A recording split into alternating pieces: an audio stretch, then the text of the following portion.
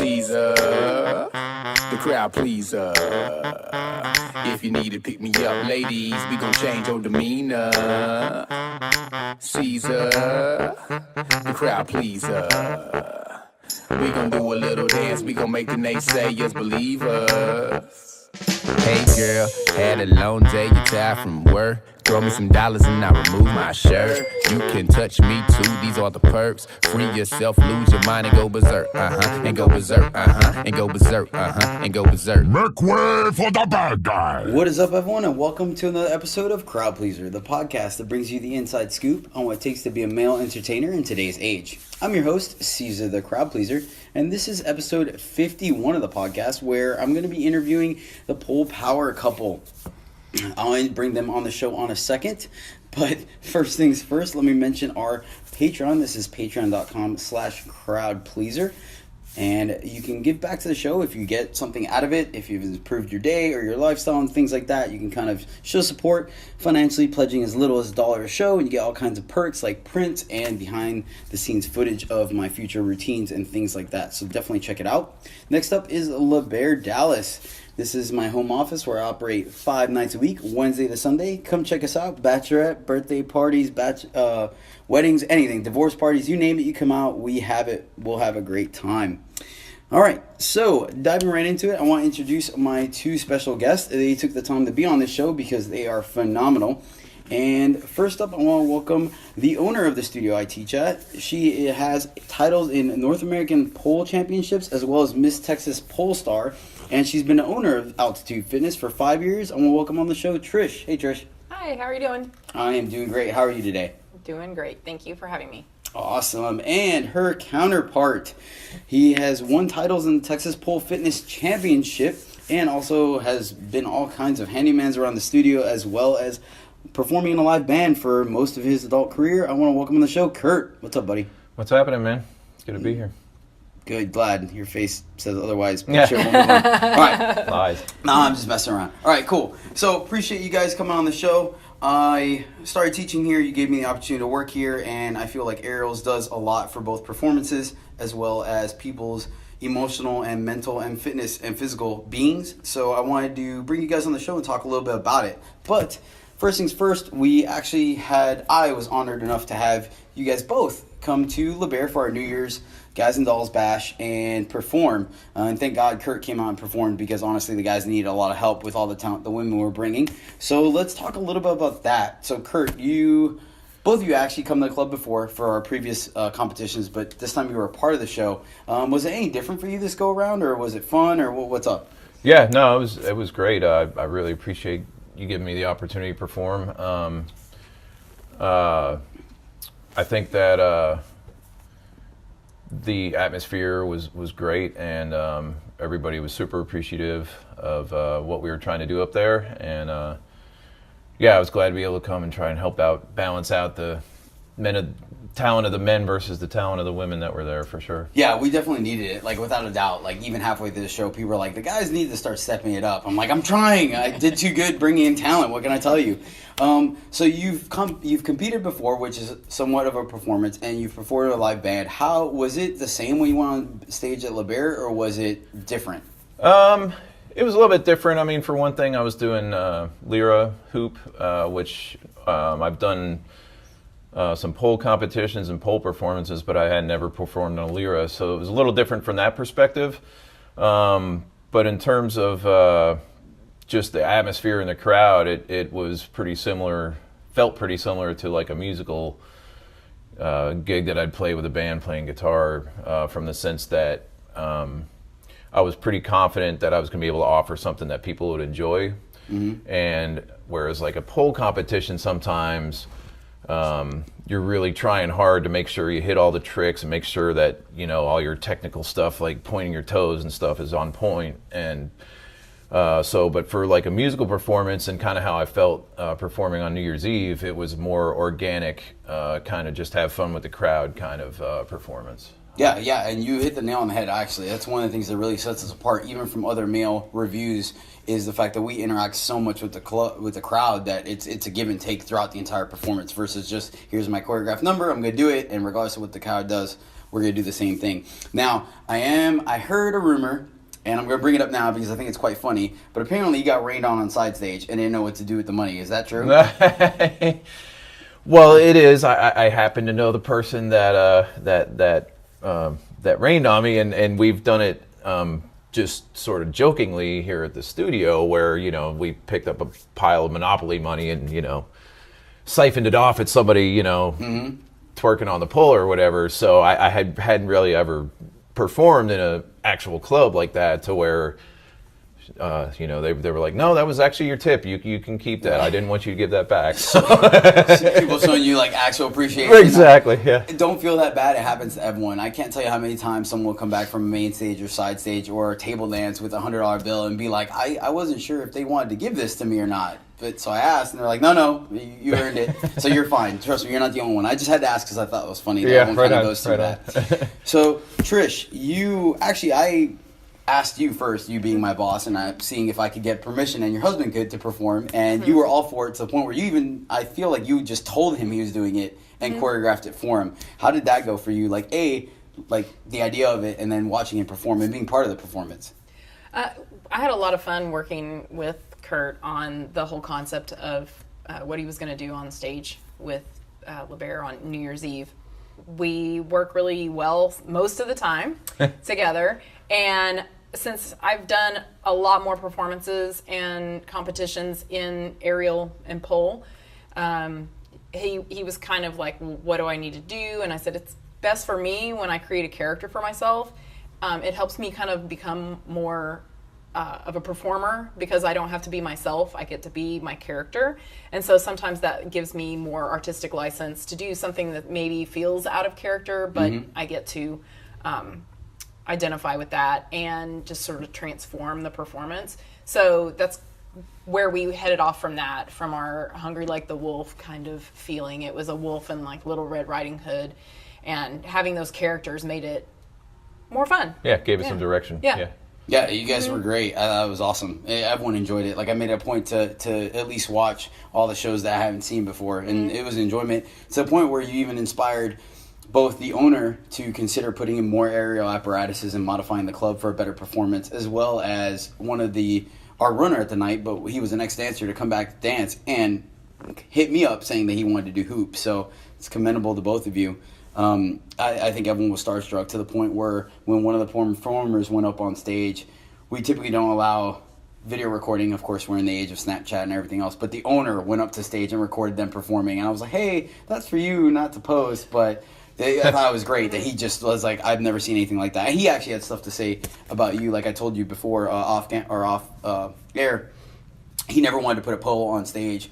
I actually took pole classes 3 or 4 years ago, hoping to do something else to the club, and he was like, no, I'm never putting a pole in.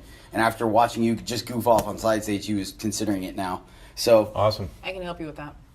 I will put you in contact with him. He probably will listen to a woman a lot easier than he would me.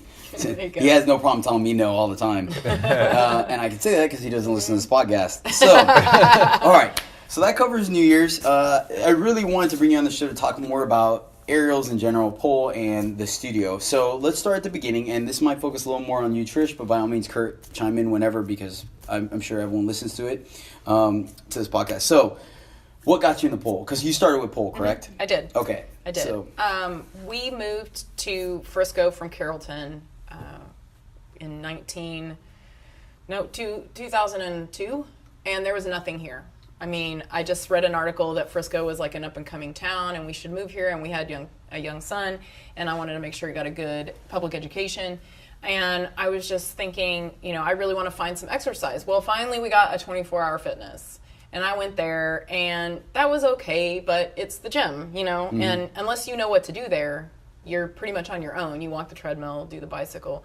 But I used to be a gymnast, and I would always do like headstands and handstands, and I was like, man, there's got to be like a gymnastics center maybe or something around that I can take adult gymnastics. Well, so I call around, and they laughed at me because they said adults don't do gymnastics because it's really hard on your body. Yeah. And I said, well, that may be true, but I want to do it.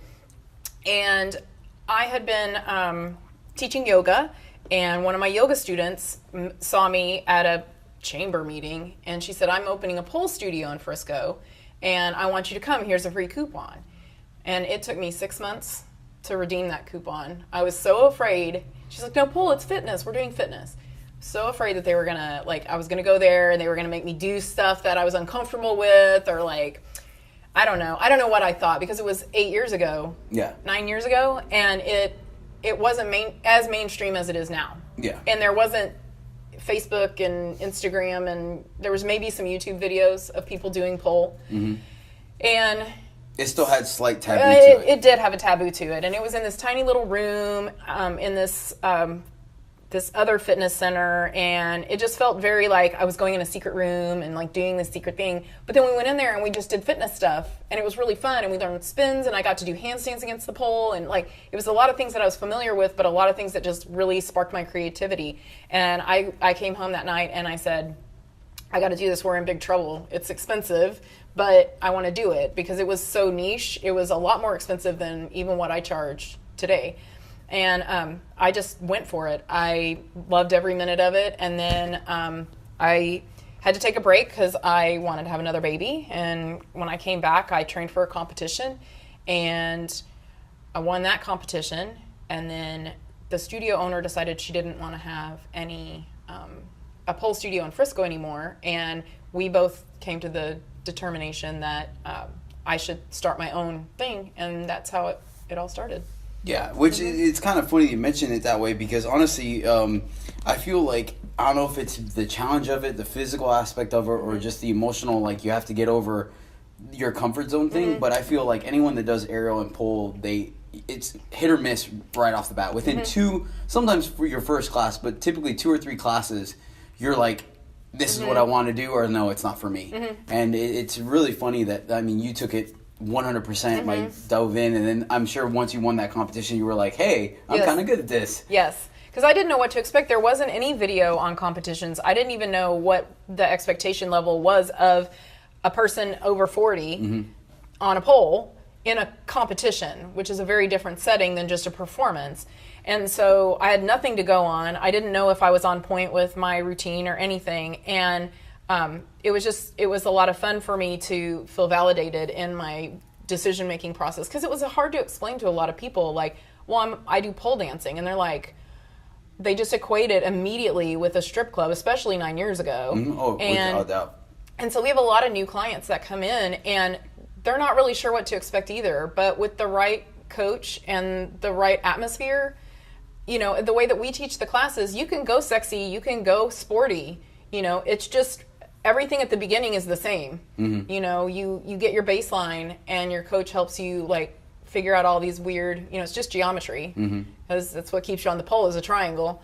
And once you kind of figure all of that out, it's a lot of fun, and anybody can do it. They just, you know, some people, they prefer aerial, and some people, they prefer pole, and it's your right to choose. So yeah. So on that, where you say, you know, it kind of draws people in, things like that. So Kurt, how, you know, obviously, much like Trish was saying back when she started, it still had a taboo to it. Obviously, it's 2019. You know, everyone's doing everything nowadays. It's still, once again, being guys in aerial, we're the minority for sure. So what got you into pole? Yeah, it's been kind of an interesting journey. At first, I thought it was great that she was, you know, kind of getting in touch with a little bit more sensual dance style and doing that kind of stuff. I came to realize pretty quickly that she wasn't taking pole dancing lessons in order to dance for me. That was by no means the point. The whole point was for her to get in touch with herself and build her stamina and her strength and learn how to dance in that way. I was doing triathlons heavily in the day. I've done a couple of half Ironman triathlons. I've never done a full Ironman triathlon, but I was doing a lot of biking and running and all this kind of stuff, you know, typical, you know, I guess just typical endurance athlete type stuff. And I was decent at it, and I had fun at it. It just got to a point where she was busy with the studio, and then one of her instructors' brother started taking classes, and she kept kind of noodling me, being like, hey, you know, this guy's gonna be there, why don't you come take a class, you know? And I'm like, eh. So finally I did, and having a guy there for me helped break the ice of, like, you know, not knowing what to do in a room full of women dancing with my hips, right? So that's not real not my usual it's out of comfort modus zone for operandus, sure. right? So having a guy there really helped break the ice in that regard, and then he and I got to be real good friends, and he ended up competing quite a bit, and just once I started building the comfort level with pole dance in general, I learned that what's really good about it for me is that I can build my fitness, but not in a way that like I'm going to the gym and pushing heavy weight, more in a way like I really want to do this trick. And I'm trying to get the trick, and then you get the trick, and you get really happy that you got the trick. And then the workout happened in there, but you weren't paying attention to the workout. You were really trying to get the trick. So for me, it became a really fun way to build up like my upper body, especially without just like the rote pick up a heavy weight and crank the monotony away. of picking up heavy things and whatnot. Yeah, it's understandable. So it kind of, Trish just kind of kept pushing on it till you gave in, and then you realized that once again, within the first couple of classes, you figured out, hey, this is something I really want to do, which is great. That's awesome. And like, it's funny because I feel like the entry level is different for guys and females just because of our physicality of it for the most part. I mean, granted, anyone that's in shape, period, is going to have a different intro, but like you said, you're an athletic guy. But once you start getting to the advanced things, minus flexibility, that's something about it. Like, guys, it's still hard for us, yeah. Yeah. I feel like once you start getting to more advanced things, it kind of evens out where it's just like, look, hey, like this is a hard move for everyone across the board. You just got to figure it out, whether it's flexibility or strength or what you need body mechanic wise to get it. So it kind of balances out once you start pushing past the entry level and stuff like that. So you both started in pole, but obviously, like we just talked about, it's pole fitness as well as aerial arts. So when and how did you start to kind of creep over? Because I mean, I feel like in circus period they go hand in hand, but obviously I feel like it doesn't always start off that way. Right. We started out at when I built the new the old studio, new studio for me at the time in 2013. We had rigged for some aerial. We quickly found out that the rigging instruction that we had wasn't quality, so we stopped doing Lyra at the studio. And Lyra, I felt like, or I thought, was maybe the only thing that we could really get away with doing with the 10-foot ceiling height. Mm-hmm. Then I started seeing a lot of information about aerial yoga. And let me interject real quick. So you mentioned Lyra. Did that happen because I know of the lollipop? The pole with the Lyra on the end of it. So is that how it kind of bridged the gap, or were you just in the Lyra period from the beginning? So when I was opening my studio for the first time in 2013, I had a girl on board that was coming to the studio that was a pole dancer that also did Lyra. Okay. And so she convinced me to rig for Lyra and have Lyra at the new studio, and it did well. But the building wasn't. It needed more like substantial rigging to really have a good safe Lyra program, and safety is like huge for me. So we scrapped it for a little while until we could consult with somebody and make sure that the building could sustain. And then we installed points that you could have multiple apparatuses. So we would put an apparatus up and take an apparatus down every time for these 6 points that we had. And we started out with aerial yoga because I did yoga and I saw aerial yoga, and so I practiced and did workshops and did a certification and started teaching aerial yoga with the hammocks in the room. And then that transitioned. I had a couple students that loved yoga, but they wanted to do more acrobatics. So then we started doing sling. And then we brought Lyra back, and then we brought in silks because, I mean, at least we could do basic things at a 10-foot height, you know, nothing too serious. Like the best we could get is a crossback straddle. But we were all happy with, you know, the interesting shapes we could make. And I had some really great instructors that really kept it interesting, even though we had the really low ceiling height. But I was only in the other location for 2 years before the landlord had come to me with this opportunity to build this brand new building with the higher ceilings. So we built the program knowing we were going to move to higher ceilings. Otherwise, I'm not sure if I would have continued the program if I didn't think I was going to have the space for it. But we knew it was coming, so we just kept building and building and building the program. And it blew me away how many people were coming for that, especially in the Frisco area. Very excited about the opportunity. I feel like a part of me, like I can appreciate not having the high ceilings because it it lowers the intimidation level for new people, because I could see someone coming in and then seeing silks hung 30 feet in the air, and any aerialist is gonna be like, oh, this is fantastic. But I can imagine a day one person coming in there and be like, wait, you want me to go all the way up there? Versus if they walk in and there's 10 foot, they're like, okay, I can't hurt myself that bad on that. So there might be a pro and con to that as well, where your ceiling of education might be a little low, pun intended, but then like at the same time for entry level, you're like, oh, okay, just like when you go to pole class, I'm sure when they're like, hey, we're just gonna learn how to spin, you only have to hold yourself up for like 2 seconds. Yeah. People are like, oh, okay, I can do that. That I can Versus do. like if a girl comes up and does like a tabletop or a flag, they're like, you want me to what? Yeah.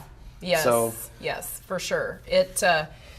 I think it's important for people to understand that not every studio, but at least at our studio, we really do try to encourage people, please start from the beginning, even if you're strong, so that you have a good vocabulary, base knowledge, and an understanding of how either the fabric or the pole works, because the more advanced instructors are going to refer back to these basics. And if you're not really well versed in them, no matter how strong you are, it's going to be tougher for them to maybe talk you down from something, or just, you need to do this footlock instead of that footlock. What's that footlock? You know, I only went to 3 beginner classes. So we try to make sure that people come to enough classes to feel like you guys, when you teach upper level classes, they're safe, and people are going to get a good workout regardless, especially anybody that's in really good shape. They come back and they think, oh, well, you know, is there anything like harder than this? And I was like, why don't you message me tomorrow and see if you feel the same way? Because then they wake up the next morning and they're like, oh my gosh, I have muscles that I didn't even know I had that are sore. So it's just a very different workout. And yeah, so I think that anybody that is interested in trying anything like this will have a good, fun time, you know, no matter strength, fitness level, anything. Well, the good thing about it too is that it's very self-motivating, where Like what he said about, if you just want to get the trick, you don't realize you're working out. yeah, and not only that, but it does something for everyone else. Like some people want to come in here and they want to do all the hard tricks. Other people want to just have something fun to do once a week. Other people, they want to hit it 5 times a week. Like it just depends. Others, they like the group dynamic where everyone's kind of challenging themselves. So you have the option of kind of making it, molding it to what you want it to be. If you want to learn all the drops, you can learn all the drops with, you know, gradual steps to get up there. If you don't, you're comfortable making shapes, you can make shapes. There's no right or wrong way to do it as long as you learn and the solid foundation. So it's great. It really is. And you'll see it in classes as well. People that are totally cool with hanging out on level 1 and like, hey, I like doing this for something fun. It's my once a week fun thing to do. Yep. Take a picture, post it on Instagram, show all my friends how, you know, I can do these cool things, and they feel good about themselves, you know, and they get more fit than they realize. And they'll always come back to me 4 or 5 months later and they said, well, you know, my shape has completely changed, or I'm so much stronger in my upper body, just different little things that they weren't expecting out of even just once a week, you know, just depending on what your goal is. You can kind of cater it to whatever it is you need to keep fitness interesting. Yep. So, So, I mean, obviously it's a passion for you. You opened up a studio kind of simultaneously. So Kurt, as for you, like, so you've done pole for how long now? 3 years, roughly? yeah, I think so, 3 or 4. 4? Somewhere in there. So is it still kind of like an alternate workout for you, or is it taking on a new meaning as you've progressed through it? It's, I mean, honestly, kind of become my only workout. You go through phases sometimes, though, too. You Well, I cross-train mean, a little. I do. I mean, I still try to get the occasional like runs in, and I do a lot of skating and stuff like that. But I definitely don't do endurance stuff with enough regularity to be good like I was at one point. But I haven't been in a like regular gym though in that entire time, and it's funny because people like friends and stuff will be like, "Hey, what are you doing for workouts?" I'm like, "Well." Let me show you. Pole dancing. They're Yeah. like, what? See that street light? Give me a second. And it's kind of funny because they most of them just assume that I go to the gym on a regular basis, and I guess I do in some sense, but I feel more like I'm dancing than I'm actually like going to the gym. Does that make sense? Yeah, it's kind of like it's kind of like that Zumba craze thing where it's like you're not really working out or doing cardio, you're dancing. So let me ask you just to dive in a little bit deeper. So you're consistently coming to studios and work out. I see you at Open Gym a lot and stuff. Do you find yourself kind of following your own path when it comes to techniques and progressions, or are you you know, kind of, because I've seen girls like, hey, I'm trying to learn this move this week and this and that. Do you kind of flow in with that group as well?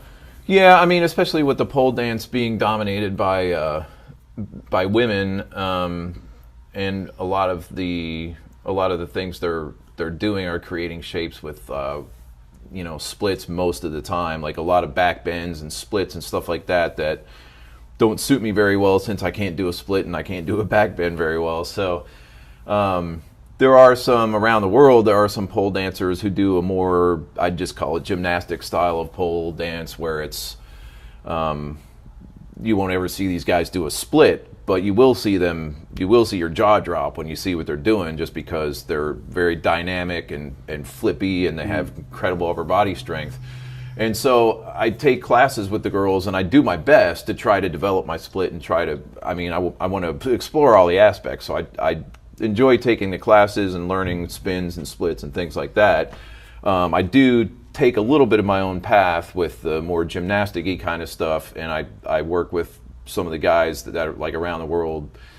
I've worked with some of these guys, you know, specifically to try to like pick up their thinking, how they go about doing what they do, because it's different than the typical curriculum that we have here at the studio, right? So I definitely well, you have to cater to the majority, and if the majority of your student base is going to be more flexible and stronger, then you have to accommodate that. And then in the higher levels, when the classes are smaller, you can kind of pinpoint a little bit more. Because at the end of the day, I mean, I learned that myself, is where people can build strength a lot quicker than they can flexibility. It's just a slow, grinding, millimeter at a time process.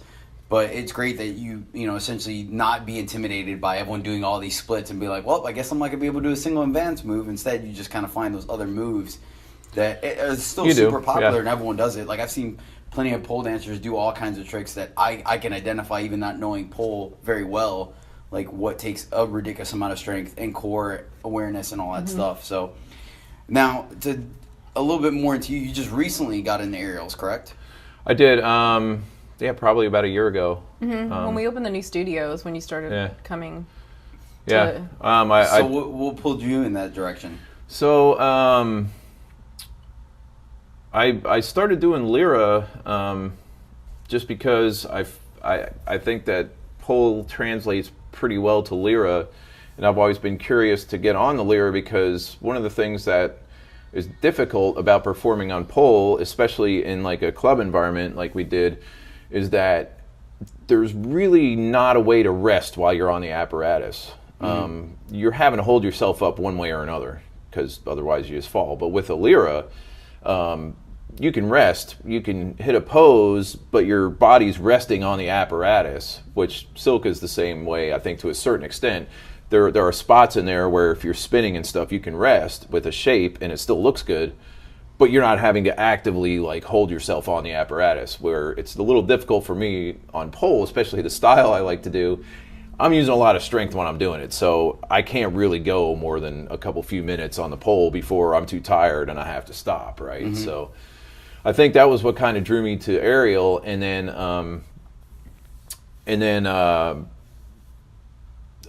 Trisha had been doing silks and doing aerial ranch for a couple years, and so I finally, once you were doing it, I finally got inspired to be like, okay, I really need to see what this is about. I need to give this a shot, because I had never done anything on silks, like literally nothing. So. And it's funny how the body awareness travels across all apparatuses, but the way you manipulate the apparatuses and your body around them change. Like, you know, you said your biggest thing was both Lyra and pole, since they're metal, you're used to moving yourself around the apparatus, versus in silks, it's malleable, so you're instead moving it around you. Exactly. All right, so let's talk a little bit. You guys are a couple. You guys, Pseudo, I know the studio is your baby, but obviously Kurt has helped a lot. Have you guys, since you started taking pole and stuff, have you guys dabbled together in projects and things like that throughout your pole career? Only the New Year's Eve gig so far, I think. We pretty much decided when one of us is doing a performance or competition, the other one can't, because somebody has to like support that person. Otherwise, we're both too narcissistic to exist together. It's just part of, I think, being in a performance or competition. You just have to recognize that you have to be a little bit selfish because you have to be like, I have to go practice now. So sorry that this is a mess, but if I don't go practice this down here, and so you have to, make sure that you're disciplined with your practice when you're doing performances and competitions. And then we've thought about doing doubles things, but I have trust issues. Okay. So I think maybe if we do your doubles fabric workshop, that'll help, because on pole, I definitely I barely trust a pole to hold me up, let alone him on the pole holding me up. I'm not there yet. It's actually kind of funny because one of the other instructors, the first time I met her, we were doing a charity gig, and it was some of the Libera guys performing with other entertainers, and she was doubled up with him. And the first time I saw her, she did like the Superman sit with just her thighs holding the pole, and then had the Libera guy standing on her. And I was just like, that is incredible. Like, my thighs hurt just looking at it, but that was awesome. So it's funny that you mentioned that. But you did hold Kurt up when you got into crossback a couple months ago. Did. So Yeah, so we've felt done that for a while. we've dabbled in some doubles on pole and on aerial. We've done a lot of acro yoga together. We actually used to That's true. offer acro yoga, and we probably will be offering some acro yoga workshops in the sweet. future. I'll be there. And so acro yoga is really fun to do as a couple, and I think there's not too much pressure on either person. I think one of the reasons why we've sort of avoided doing a doubles performance is that just it's a lot of pressure on both people to perform, and there's enough stress in a regular marriage that you don't really need to add to it, right? Yeah, so understandable. I think that's why we've kind of shied away from it. We've played around with stuff and done some poses and stuff, and we can do some cool doubles tricks. But as far as actually putting that together and doing a routine, I'm not sure if we'd ever really get to that point, just because it can be a stressor. It's a lot of pressure on. So it's nice that the real successful doubles peoples that I've seen have been people that were both at the top of their game and in no way romantically involved, and they tend to be able to put together really, really impressive doubles routines. But I think people that are romantically involved, it's a little difficult, maybe. A little muddier. Yeah. Because then you're a little too comfortable with each other, so it's kind of okay to be like, what are you doing wrong? You know? You guys have taught together, though, correct? We Or have. just one teaching, one assisting type thing? Exactly. Yeah, okay. Yeah. I just needed to touch it because obviously, there's Yeah. a handful of couples that do take pole, maybe not necessarily pole, but acro and aerials together. So it's just something I wanted to touch on. There was one other thing I wanted to touch on about it, and it just skipped my mind. What was it? The struggle. There you go. So since you both are in it, even if you don't do doubles together, but does it help or hurt kind of appreciating each other, like knowing the struggle? Like when, let's say you're both in open gym trying to get the same move or a different move, but you understand, like, oh, I get it, like you lack the flexibility or like the body positioning to get this. Like, does that kind of cross over a little bit and kind of give you a little bit more of like, yeah, you feel me on this? Or Definitely. Yeah, I'll Definitely. do something really splitty, and he'll be like, that's awesome. I was like, you should try it. He's like, why would I try that? That's not my jam. And then he'll get some dynamic move on the pole or some apparatus, and he's like, oh my God, this is so much fun. You should try it. I was like, I don't move like that, So we respect each other's strengths, and we respect each other's, boundaries of like, that's not going to turn out like that for me. And it honestly, it helps me sometimes to see, like, to have him try things, to see how difficult it is for somebody, because having certain levels of flexibility or strength, as you know, it's like you kind of forget how bendy or how strong you are, and you're trying to teach this to a newer person, and you don't realize that you're using a lot of muscles that they haven't even tapped into yet. Even though it's not that hard of a move, it's just a weird body position or something that you just didn't even maybe consider until you tried to teach it. And so I get to bounce stuff off of him kind of a lot in open gym and open aerial. Just try this and see how, like, let me coach you in it. And so it's been really helpful to have him help me, and vice versa. Let's see how hard an elbow pop is. Real hard. it just gives you a slight Yes. level of like appreciation or connection where it's not like you're a rocket scientist and you're trying to tell your significant other what your day was, and they don't know anything about physics. It's really helpful. She is a really good instructor, and it's really helpful to be able to.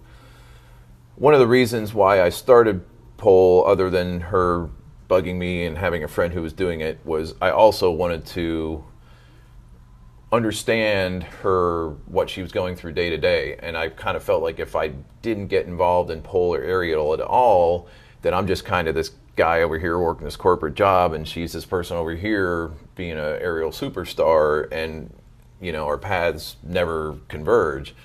And whether that was the right decision or not, I think it's great that we're both involved, and I understand what she's going through, and she knows when I'm struggling, and we can kind of like help each other get through some of those struggles. Does that make sense? Yeah, very much so. And then, like we've talked about earlier, it's your own journey. So just because you're both doing pole doesn't mean if she's dedicated and wants to compete every month, you have to be on the same level. You're like, hey, I'm good doing it once a week and getting my fitness out of it, or vice versa. And it's great too, like you said, because there's so much involved, like we talked about before, where it's a physical journey, a mental journey, and an emotional journey. Like there's plenty of moves where sometimes they could be easy, but you just have to like, all right, I'm gonna do this. Nope, not yet. All right, let me try it again. And you won't know that or identify that unless you've taken that step or that journey yourself.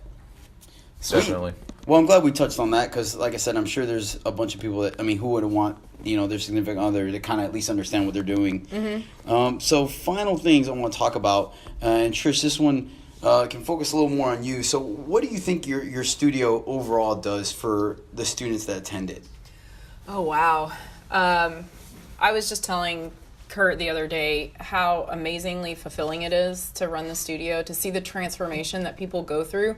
I really see a correlation between strong on the outside, strong on the inside, and a lot of times women don't tap into that kind of upper body and strength aspect. They come in, they want to dance, and they want fitness, but they just don't like really realize where this can take them. And whether it's aerial or pole, watching them get stronger on the outside, I see the transformation inside with their self-esteem and just the feeling of accomplishment. They go home knowing that they got this trick and they're on cloud 9. You could even be, for instance, driving home and somebody cuts you off and a girl tells me, somebody cut me off and I said, you cannot ruin my day because I got my Superman today, Yeah. And it's that awesome. kind of like feeling. And to see them post on Instagram and post on Facebook their accomplishments and how excited they are to see themselves grow, even from the beginning until, today, they just get really excited about having created something other than just going to the gym and, knowing, I went from 5 pounds to 8 pounds. That's great. But it's, for the people that come in here, it's more exciting to be, okay, I went from learning a footlock to a cross-back straddle, and they inverted and they got it. And you can't take that away from them, that sense of accomplishment and pride in having gotten to that point. It's just really, really fun to see that emotional response to to fitness. It's just they get really passionate at that moment about it, and it's very satisfying for me as a business owner to know that I'm helping create happiness like that for all of my clients. Just I'm indirectly showing them a way that they can find happiness, and it just makes me feel very validated in all of the things that I've sacrificed over the years to make this possible. And my credit score being one of them, but that's another story. But it's extremely satisfying, and I just know that I was put on this earth to do this. All my other jobs gave me the skills I needed to do this and do it well, and I'm just excited to watch it grow in the future. So yeah, it's continued to, from what I can tell, just a short time I've been here. Like everyone leaves here happy, and if they're frustrated, it's like a more challenging frustration than it is like, oh, I'm tapping out. So that's great. Yeah, you've definitely built an amazing place here, and it's only growing both structurally and with clientele. So that's great. And once again, thank you again for letting me be a part of it. yes, of course, you're part of that wonderful growth for sure. Yeah, it's fun. Shoot, even in class today, I had 2 students do something that they told me just last week they couldn't do, and I turned around, they were doing it. I was like, wow, okay. Yeah. So I know. they were And you super made their happy. day. Yeah, it was funny. They were jumping up and giggling like schoolgirls. It was hilarious and awesome at the same time. I was like, well, they're excited. Cool. Good job. Thumbs up. So last thing for both of you, Kurt, what advice or wisdom or anything you want to give guys that are interested in trying pole or aerial stuff? Just just give it a try. It's not a traditional exercise that guys even consider. But it just has so much to offer, whether pole or aerial, just has so much to offer, especially for your upper body strength and your own confidence. And, you know, you'll learn how to get out of your comfort zone and build your self-esteem all at the same time. So it's funny though that you say, because it's true, like it's not a thing that typically guys will get into, but it's only in the States, like India, China, Russia, like it's huge. The guys are, I mean, don't get me wrong, everyone is just doing absolutely amazing things on it, so it's just a matter of like just do it. And it's really funny because it's such a vulnerable place for a lot of people that you'd be surprised how accepting everyone is, regardless of who you are or what you are or anything at all, because they're like, hey, like, we're all pretty vulnerable here. Even I felt that, and I'm typically a guy that's like, I'm always out of my comfort zone, so like doing something new is no big deal, but I still felt like everyone is extremely supportive of everything you do, and regardless of how awkward you might feel, i.e. like you being the only guy in a room full of women, like no one's going to judge you at all, because they were probably there a couple of weeks ago, if not longer. So, yeah, it's... And Trish, how about for ladies that are considering coming out and trying aerial and pole, what do you have for them? I would just say, you know, step outside your comfort zone. Try something new. You know, it's a new year, new you. And don't be afraid to try lots of different activities. If you like the studio that you, whether it's here or wherever, maybe you like the studio, but maybe that class just didn't resonate with you. Like, try a different apparatus. You may think, oh, I'm definitely going to love Lyra. Like, Lyra seems amazing.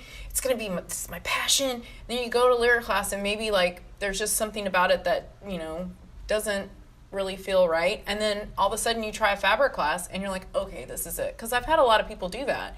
You know, they come in, they think, oh, I'm going to do silks, and then they love pole. Yeah. And they were like, I would have never thought I would do pole dancing, ever. I have an instructor that was like, I'm not doing pole, I'm coming for the cardio class.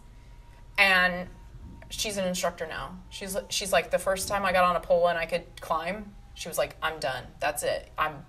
You've sold me. And it's just because how we present it, you know, and we're such a fun, supportive atmosphere. And I think the circus community as a whole should be, or is, very supportive of people getting outside of their comfort zone, because we're all kind of a quirky bunch, and we like it that way. And we don't apologize for it. So you can come and be kind of awkward with us, and we'll all feel right together, you know? Yeah, because at some point or another, everyone struggled over something. Yes, exactly. And it is. And even if you didn't struggle over the same thing, they still appreciate that emotion and that feeling. And it's like, yeah, I've been there. So... That's great. I think initial impressions are just how someone's introduced to it. If the very first thing they see is Lyra, they want to go do Lyra. Right. First thing they saw is silks, they want to do the silk thing, the curtain thing.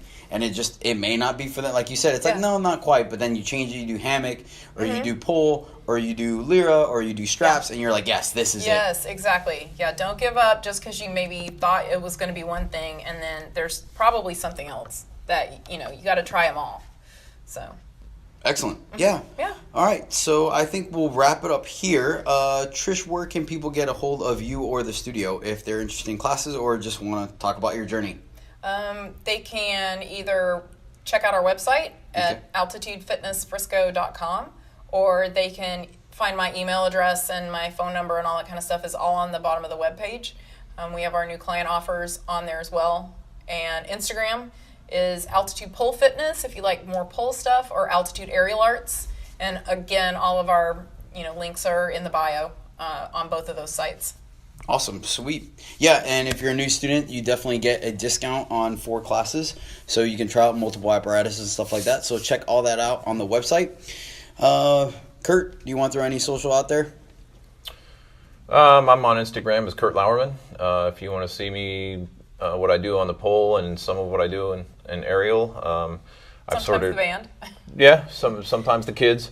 I've just sort of kept it as a journal of my adventure, starting as just regular Joe triathlon guy to whatever it is I am right now. So, right on. I did a couple of sprint triathlons. I just got tired of running.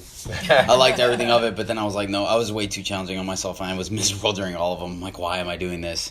All right, cool. Once again, I am Cesar the Crowd Pleaser, or Cesar Collazo on Facebook, Collazo, and Cesar LeBear7 on Instagram and Twitter.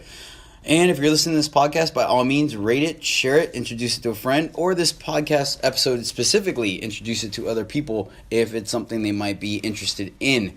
Thanks for tuning in, and until next time. Oh, wait, shoot. Thanks for being on the show, guys. I appreciate it. Yeah, Of course. of course. Sorry, I Thanks for got the half. I was opportunity. like, wait, I didn't thank you guys. No, you're fine. So thanks. Perfect. I appreciate that. And sweet. So until next time, keep bringing the rain. I am focused, I'm in my zone. You can binge watch like Game of Thrones. Reserve your judgments, don't throw no stones. Oohs and I scream as loud as you don't. Airplane mode on tablets and phones. Caesar's crowd pleasers is now on. Caesar, the crowd pleaser. If you need to pick me up, ladies, we gon' change your demeanor. Caesar, the crowd pleaser. We gon' do a little dance, we gon' make the naysayers believe us.